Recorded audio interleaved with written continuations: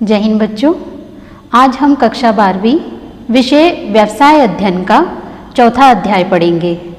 बच्चों, आपको स्क्रीन पे दो छात्र दिखाई दे रहे हैं। एक का नाम है प्रकाश एवं दूसरे का नाम है जय। दोनों ही छात्र अच्छे अंकों से उत्तीर्ण होना चाहते हैं। मेरे कहने का तात्पर्य है कि इन छात्रों का मुख्य उद्देश्य अच्छे अंकों से उत्तीर्ण होना है। इसके लिए प्रकाश ने एक टाइम टेबल बनाया है। वह निर्धारित समय पर पढ़ाई करता है, निर्धारित समय पर वह खाना खाता है एवं निर्धारित समय पर ही वह सो जाता है। इसके विपरीत जय ने कोई टाइम टेबल नहीं बनाया है। जब उसकी इच्छा होती है वह पढ़ाई करता है, जब उसका मन करता है तब वह खाना खाता है एवं जब उसका मन होता है तब वह सो जाता है। क्या आप बता सकते हैं कि दोनों छात्र में से अपने उद्देश्य को प्राप्त करने में कौन सफल हुआ है? जी हाँ, आपका उत्तर सही है, प्रकाश, क्योंकि उसने अपने कार्यों को क्रमबद्ध तरीके से विभाजित किया है एवं योजना बनाकर अपने उद्देश्य को प्राप्त करने की कोशिश की है। मेरे कहने का तात्पर्य यह है कि योजना बनाकर यदि हम कोई भी कार्य करते हैं तो उद्देश्य को प्राप्त करना आसान हो जाता है। नियोजन के अंतर्गत कोई भी कार्य को करने के लिए हमारे पास बहुत सारे विकल्प होते हैं, परंतु उन विकल्पों में से सबसे अच्छे विकल्प का चयन करना ही नियोजन कहलाता है। नियोजन के अंतर्गत यह तय किया जाता है कि क्या कार्य करना है, किसे करना है एवं कब करना है। अब हम नियोजन की विशेषताओं को देखते हैं। पहली विशेषता है उद्देश्य पर आधारित। योजना बनाने के लिए हमारे सामने एक उद्देश्य होना चाहिए। उस उद्देश्य को ध्यान में रखकर हम क्रमबद्ध तरीके से कार्यों का विभाजन करते हैं। जैसे आप सभी 12वीं कक्षा के छात्र हैं तो आपके सामने उद्देश्य है। आप सभी ने अपने प्रतिशत को निर्धारित किया होगा कि आप 12वीं कक्षा में कितने प्रतिशत लाना चाहते हैं और उसके अनुसार अब आप मेहनत करेंगे। मेरे कहने का तात्पर्य यह है कि योजना बनाने के लिए हमारे सामने सबसे पहले उद्देश्य होना चाहिए।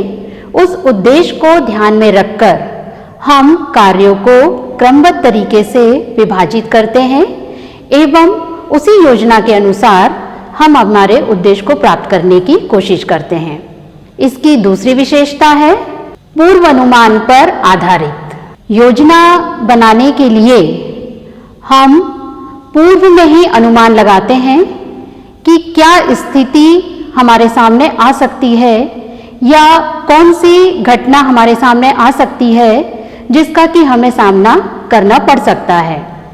इस प्रकार हम कह सकते हैं कि योजना बनाने के लिए हम पहले ही अनुमान लगा लेते हैं, उसके आधार पर हम योजना बनाते हैं। इसकी तीसरी विशेषता है सर्वोत्तम विकल्प का चयन। एक कार्य को करने के लिए हमारे सामने कई विकल्प होते हैं।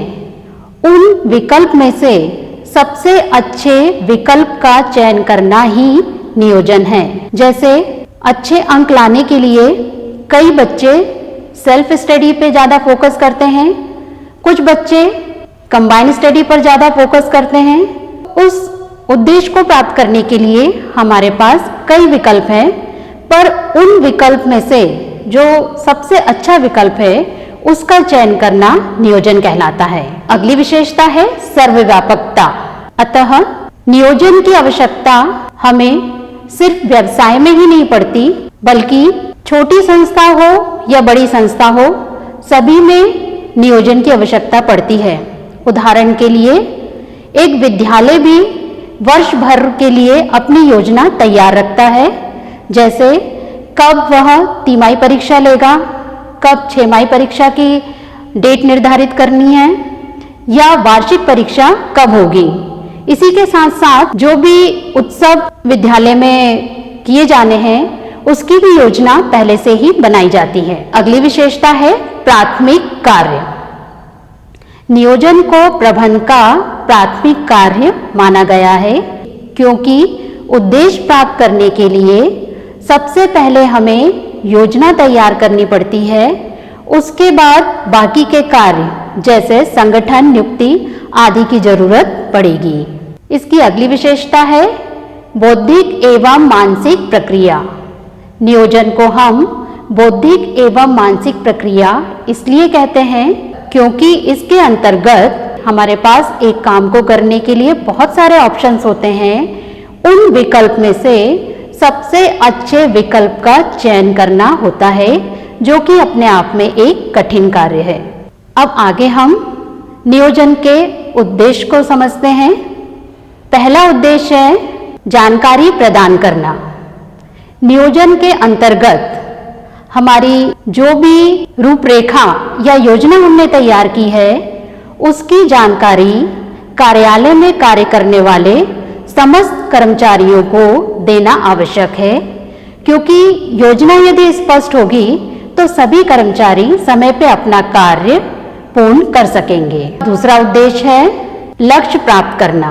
नियोजन के द्वारा ही हम हमारे निर्धारित लक्ष्य को प्राप्त करने में सफल हो सकते हैं, या हम कह सकते हैं कि नियोजन के माध्यम से हम हमारे लक्ष्य को आसानी से प्राप्त कर सकते हैं। तीसरी विशेषता है विशिष्ट दिशा प्रदान करना। नियोजन के माध्यम से प्रबंधक अपने अधीनस्थ कर्मचारियों को दिशा निर्देश देता है कि उन्हें किस प्रकार से किसी भी कार्य को पूर्ण करना है। प्रबंधक के आदेश अनुसार सभी कर्मचारी अपने कार्य को पूर्ण करते हैं। अगला उद्देश्य है प्रबंध में मितव्ययता। नियोजन के अंतर्गत हम प्रयत्न करते हैं कि कम लागत में अधिक उत्पादन हो। मेरा कहने का तात्पर्य है कि नियोजन के द्वारा ही हम मितव्ययता करने में सफल हो सकते हैं। आइए बच्चों, अब हम नियोजन का महत्व या आवश्यकता को विस्तार पूर्वक समझेंगे। पहला पॉइंट है साधनों का सदुपयोग। नियोजन के कारण उपक्रम के साधनों का सदुपयोग होता है। योजना का निर्माण करते समय उपक्रम में उपलब्ध भौतिक, मानवीय तथा वित्तीय साधनों को ध्यान में रखा जाता है। इन साधनों का सर्वोत्तम उपयोग कर वांछित लक्ष्यों को प्राप्त करना आसान रहता है। इसका दूसरा पॉइंट है लागत में कमी। नियोजन के कारण उच्च प्रबंधकों को संस्था के साधनों की जानकारी हो जाती है। उन सभी साधनों का सदुपयोग किया जाता है तथा अव्ययों पर रोक लगती है। इस प्रकार उत्पादन लागत तथा संस्था की संचालन लागत में कमी आती है। इसका तीसरा पॉइंट है प्रबंधकीय कार्यों का आधार। नियोजन प्रबंध के अन्य कार्यों का आधार माना जाता है, जैसे संगठन को गति देने तथा नियंत्रण का आधार नियोजन ही है। उपक्रम के अन्य कार्यों को करने से पहले उनकी योजना बनाई जाती है। अगला पॉइंट है भावी अनिश्चितताओं में कमी। भविष्य अनिश्चित एवं परिवर्तनशील होता है। यदि भविष्य में होने वाले परिवर्तनों का पता न लगाया जाए और अनिश्चितताओं के निवारण के लिए पहले से उपाय न किए जाएं, तो व्यवसाय या उद्योग पर संकट आ सकता है। अतः भावी अनिश्चितताओं एवं परिवर्तनों का सामना करने हेतु नियोजन अपनाना आवश्यक हो जाता है। अगला पॉइंट है कुशलता में वृद्धि। नियोजन का एक मूलभूत उद्देश्य संस्था की कुशलता में वृद्धि करना होता है। नियोजन प्रतिस्पर्धा के क्षेत्र में सफलता प्राप्त करने में सहायक होता है। साथ ही इससे पूरे संगठन में स्वस्थ प्रतिस्पर्धा का वातावरण बनाया जाता है। अगला पॉइंट है निरंतर विकास एवं सुधार। नियोजन का उद्देश्य निरंतर विकास एवं सुधार को बढ़ाना होता है। इसके लिए रचनात्मक विचारों को प्रोत्साहित किया जाता है। नियोजन के कार्य में कुछ कठिनाइयाँ भी आती हैं। वो कठिनाइयाँ इस प्रकार से है। इसमें पहला पॉइंट है भावी अनिश्चितताएं। योजना हमेशा भविष्य के लिए बनाई जाती है एवं भविष्य अनिश्चित होता है, तो भावी अनिश्चितता एक प्रमुख कठिनाई जो कि योजना में उत्पन्न होती है। दूसरी कठिनाई है खर्चीली पद्धति। समय, श्रम एवं धन अधिक लगता है। छोटे उद्योगों के लिए इतना व्यय करना संभव नहीं है। इसका अगला पॉइंट है सर्वोत्तम विकल्प का चयन करना कठिन कार्य। इसके अंतर्गत हमारे पास एक कार्य को करने के लिए जितने भी विकल्प होते हैं वे सभी विकल्प एक दूसरे से जुड़े हुए होते हैं। तो इन विकल्पों में से एक अच्छे विकल्प का चयन करना कठिन कार्य लगता है, क्योंकि सभी विकल्प अपने स्थान पर उचित लगते हैं। अगला पॉइंट है सीमित क्षेत्र। नियोजन प्रक्रिया का क्षेत्र सीमित होता है, क्योंकि बाजार में अचानक से कभी भी किसी वस्तु की मांग बढ़ जाती है, जिसका कि विपरीत असर व्यवसाय पर पड़ता है और व्यवसायी ने जो भी योजना बनाई है वह असफल हो जाती है। इसीलिए नियोजन का क्षेत्र सीमित होता है। अब हम नियोजन की प्रक्रिया को विस्तार पूर्वक समझेंगे। नियोजन प्रक्रिया में सबसे पहला पॉइंट है लक्ष्य एवं उद्देश्य। सबसे पहले हम लक्ष्य निर्धारित करते हैं। उस लक्ष्य को ध्यान में रखते हुए हम योजना बनाते हैं। सबसे पहले समान योजना बनाई जाती है। उसके बाद प्रत्येक विभाग के लिए, एक संस्था में जितने भी विभाग होते हैं उन सब विभागों के लिए अलग अलग योजनाएं बनाई जाती हैं। इसकी दूसरी प्रक्रिया है सीमाएं निर्धारित करना। नियोजन के अंतर्गत हमें पूंजी, कच्चा माल, श्रम आदि का ध्यान रखना पड़ता है और दूसरी तरफ हमें सरकारी नीतियां आदि का भी ध्यान रखना पड़ता है, क्योंकि सरकारी नीतियों में अचानक से यदि कोई परिवर्तन होता है तो इसका विपरीत असर व्यवसाय पर पड़ता है।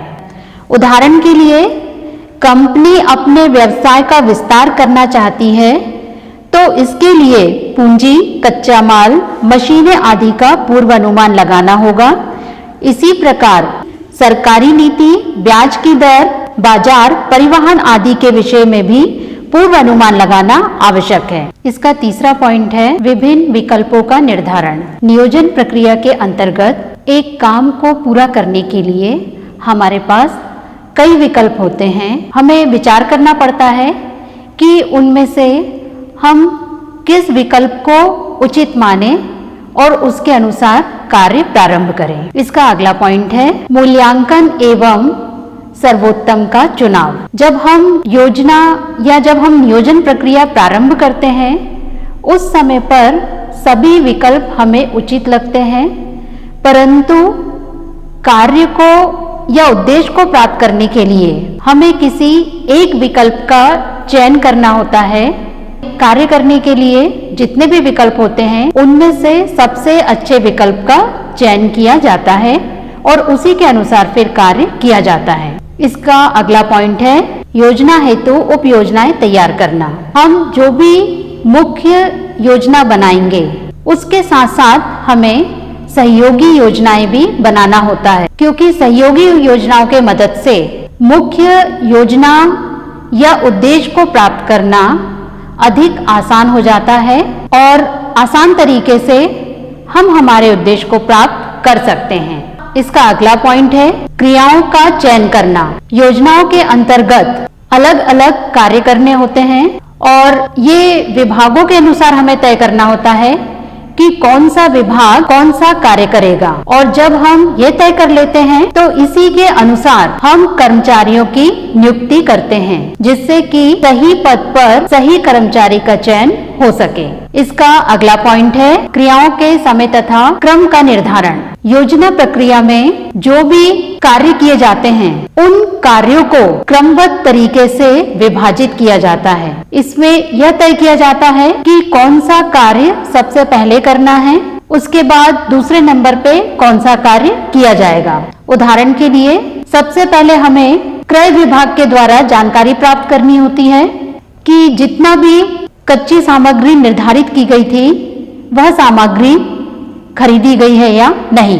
उसके बाद ही उत्पादन का कार्य प्रारंभ होता है। मेरे कहने का तात्पर्य यह है कि नियोजन प्रक्रिया के अंतर्गत हमें कार्यों को क्रमबद्ध तरीके से विभाजित करना होता है और इसी के अनुसार फिर हमें योजनाएं तैयार करनी होती है। इसका अगला पॉइंट है कर्मचारियों में सहयोग की भावना। चाहे हम कितनी भी अच्छी योजना बना लें, परंतु जब तक प्रबंधक एवं कर्मचारी का सहयोग नहीं मिलेगा, तब तक वह योजना सफल नहीं हो सकती। अतः नियोजन प्रक्रिया में कर्मचारी एवं प्रबंधक का सहयोग मिलना आवश्यक है। अगली प्रक्रिया है अनुगम एवं समीक्षा। अनुगम इसलिए जरूरी है क्योंकि आवश्यकता एवं परिस्थिति बदलती रहती है, तो उसी के अनुसार हमें योजना को भी बदलना पड़ता है। और उद्देश्य को प्राप्त करने के लिए समीक्षा भी आवश्यक है कि हम सही दिशा में अपने उद्देश्य को प्राप्त कर पा रहे हैं या नहीं। अब हम नियोजन के तत्व, घटक या प्रकार को विस्तार पूर्वक समझेंगे। इसमें सबसे पहला घटक है लक्ष्य। किसी भी योजना को हम तब बनाते हैं जबकि हमारे सामने निर्धारित लक्ष्य हो। लाभ प्राप्त करना व्यवसाय का उद्देश्य होता है, परंतु व्यवसाय द्वारा अपने विनियोग का 50% या 60% लाभ प्राप्त करना उसका लक्ष्य माना जाएगा। मेरे कहने का तात्पर्य यह है कि जब हम हमारे विनियोग को प्रतिशत में या अंकों में निर्धारित कर लेते हैं, तब वह हमारा लक्ष्य बन जाता है। लक्ष्य के अंतर्गत इन बातों पर ध्यान दिया जाता है। पहला, उत्पादन की किस्म में सुधार। दूसरा, नए उत्पादन का निर्माण। तीसरा, ग्राहकों की संख्या में वृद्धि। और चौथा है योग्य कर्मचारियों की नियुक्ति। इसका दूसरा पॉइंट है उद्देश्य। मैंने आपको बताया उद्देश्य सभी का समान हो सकता है, किंतु लक्ष्य सभी के अलग अलग होते हैं। लाभ प्राप्त करना सभी व्यवसाय का मुख्य उद्देश्य होता है। इसके अंतर्गत उद्देश्य तय किया जाता है कि किस उद्देश्य को प्राप्त करने के लिए कार्य किया जा रहा है। उद्देश्य में प्रमुख बातें जो कि हमें ध्यान में रखनी है वह है उद्देश्य स्पष्ट होने चाहिए ताकि सभी कर्मचारी अच्छे से समझ सकें। अलग अलग विभागों के लिए अलग अलग उद्देश्य होने चाहिए क्योंकि प्रत्येक विभाग का अलग कार्य है, इसीलिए अलग अलग विभागों के लिए अलग उद्देश्य तय करना जरूरी है। उद्देश्यों की निरंतर समीक्षा की जानी चाहिए जिससे कि हम कर्मचारियों की जो भी दिक्कतें हैं या उनकी जो भी समस्याएं हैं उसका समाधान कर सकें। इसके लिए प्रबंधक समय समय पर समीक्षा करता है। उद्देश्य प्राप्त करने योग्य होनी चाहिए। उदाहरण के लिए बिक्री में 10% की वृद्धि करना, ये उद्देश्य है। इसका तीसरा पॉइंट है व्यू रचना। व्यू रचना या रणनीति अन्य प्रतियोगी को ध्यान में रखकर बनाई जाती है जिससे कि व्यावसायिक मैदान में उन्हें हराया जा सके। इसको तय करते समय हमें प्रमुख बातें जो ध्यान में रखनी है वह है व्यू रचना का निर्माण उच्च स्तरीय प्रबंधकों द्वारा किया जाता है। इसमें संसाधनों के उचित प्रयोग पर ध्यान देना आवश्यक है। व्यू रचना को उचित रूप से लागू करना आवश्यक होता है। उदाहरण के लिए भारतीय कार बाजार पर मारुति उद्योग लिमिटेड का एक अधिकार समाप्त करने के लिए टाटा मोटर्स द्वारा सामान्य भारतीयों के लिए नैनो जैसी सस्ती कार बाजार में उतारी गई। इसका अगला पॉइंट है नीतियाँ। नीति वह विवरण है जिसके द्वारा मध्य स्तरीय प्रबंधक अपने अधीनस्थ कर्मचारियों या निम्न स्तरीय प्रबंधक को दिशा निर्देश करता है एवं कार्य करवाने का प्रयास करता है। इसके द्वारा अपने अधीनस्थ कर्मचारियों को दिशा निर्देश दिए जाते हैं और कर्मचारियों का आवश्यक मार्गदर्शन किया जाता है। इसमें जो बातें ध्यान रखनी है वह है नीतियाँ सदैव उद्देश्यपरक होनी चाहिए। नीतियाँ निश्चित एवं स्पष्ट होनी चाहिए। नीतियाँ उद्देश्यों से भिन्न होती हैं।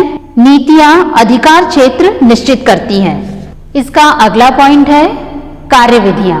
कार्यविधियां वह विवरण है जो कार्य करने के तरीके को निश्चित करती है। एक प्रबंधक का यह प्रयास होता है कि आसान तरीके से वह अपने अधीनस्थ कर्मचारियों से कार्य करवाए जिससे कि वो आसानी से अपने उद्देश्य को प्राप्त कर सकें। इसमें विभिन्न क्रियाओं का क्रम निश्चित किया जाता है। उदाहरण के लिए यदि हमें अपने उपक्रम के लिए कर्मचारियों की आवश्यकता है तो उसके लिए सबसे पहले भर्ती करनी होगी, उसके बाद लिखित परीक्षा, उसके बाद साक्षात्कार।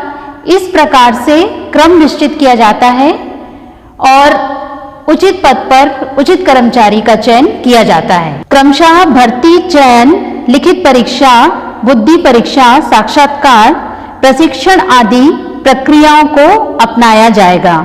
इस प्रकार कार्यविधियां क्रियाओं का क्रम निश्चित करती हैं। इसका अगला पॉइंट है पद्धतियां। एक कार्य को करने के लिए अनेक पद्धतियां होती हैं, परंतु हम उस पद्धति का चुनाव करते हैं जो उपयुक्त हो एवं सरल हो, जिससे कि कम लागत में अधिक उत्पादन संभव हो सके। इसका अगला पॉइंट है नियम। नियम वह योजना है जो हमें बताता है कि किसी भी परिस्थिति में क्या कार्य करना है और क्या कार्य नहीं करना है। जो भी उपक्रम या संस्था के नियम के विपरीत चलता है उसे दंड दिया जाता है। अतः नियम को मानना सभी कर्मचारियों के लिए अनिवार्य होता है। उदाहरण के लिए संस्था में दैनिक मध्यांतर के समय कोई भी कर्मचारी संस्था परिसर के बाहर न जाकर कैंटीन में ही अपना स्वल्पाहार, चाय आदि लेगा। ये एक नियम है जो सभी कर्मचारियों पर समान रूप से लागू होगा। इसका अगला पॉइंट है बजट। बजट वह योजना है जो परिणामों के संख्यात्मक एवं गणनात्मक पूर्वानुमान होते हैं। बजट का उद्देश्य पूर्व निश्चित होता है, इसका संबंध भविष्य से होता है। बजट हमेशा विशेष अवधि के लिए ही बनाया जाता है। उदाहरण के लिए क्रय विभाग के लिए एक निश्चित अवधि के लिए यह अनुमान लगाया जाता है कि कच्चा माल किस तरह से, कितनी मात्रा में, किस मूल्य पर, कहां से खरीदा जाएगा, उसकी कुल लागत कितनी आएगी। इसका अगला पॉइंट है कार्यक्रम। कार्यक्रम भविष्य में आने वाली समस्याओं से निपटने के लिए बनाया जाता है। ये विशेष उद्देश्य को प्राप्त करने के लिए बनाया जाता है और इसे हम पक्की योजना भी कहते हैं। उदाहरण के लिए कार्यक्रम अनेक प्रकार के हो सकते हैं, जैसे उत्पादन कार्यक्रम, प्रशिक्षण कार्यक्रम, विक्रय संवर्धन कार्यक्रम आदि। विक्रय संवर्धन कार्यक्रम के लिए नए बाजारों की खोज, विक्रय प्रतिनिधि की नियुक्ति, विज्ञापन प्रदर्शन, छूट आदि के लिए योजना बनाई जाती है। इस प्रकार हम कह सकते हैं कि कार्यक्रम के अंतर्गत अलग अलग विभागों के लिए पृथक पृथक कार्यक्रम बनाए जाते हैं। अब हम एक श्रेष्ठ नियोजन के आवश्यक लक्षणों को पढ़ेंगे। इसमें पहला पॉइंट है सरल। नियोजन की पद्धति सरल एवं स्पष्ट होनी चाहिए। सभी कर्मचारियों को योजना समझाई जानी चाहिए ताकि वह उसी के अनुसार कार्य कर सकें। दूसरा है स्पष्ट उद्देश्य। संस्था ने जो भी उद्देश्य निर्धारित किया है वह कर्मचारियों को स्पष्ट किया जाना चाहिए ताकि वह उद्देश्य को प्राप्त करने में सफल हो सके। तीसरा है मित व्यय। जो भी हम योजना बनाएं वह कम खर्चीली होनी चाहिए। प्रयास करना चाहिए कि कम लागत पर अधिक उत्पादन हो सके। लोचपूर्ण। नियोजन लोचपूर्ण होनी चाहिए जिसको कि हम परिस्थिति के अनुसार बदल सकें। इसका अगला पॉइंट है लक्ष्यों के अनुरूप। योजना बनाते समय हमें लक्ष्यों को ध्यान में रखना चाहिए एवं उसी के अनुसार योजना तैयार की जानी चाहिए। इसका अगला पॉइंट है संतुलित। जो भी हम योजना बनाएं वह संतुलित होनी चाहिए। संतुलित होने से उसे हम प्रभावी ढंग से लागू कर सकते हैं। मुझे आशा है कि आज का अध्याय आपको अच्छे से समझ में आया होगा। अब मैं गृह कार्य के लिए आपको कुछ प्रश्न दे रही हूँ जिसका कि उत्तर आपको कॉपी में लिखना है। मेरा पहला प्रश्न है नीति एवं कार्यविधि में अंतर बताइए। मेरा दूसरा प्रश्न है नियोजन की विशेषताएं या प्रकृति को समझाइए। मेरा तीसरा प्रश्न है नियोजन के प्रकार या घटकों को समझाइए। मेरा चौथा प्रश्न है, नियोजन प्रक्रिया को समझाइए। आज का अध्याय हम यहीं समाप्त करते हैं। धन्यवाद।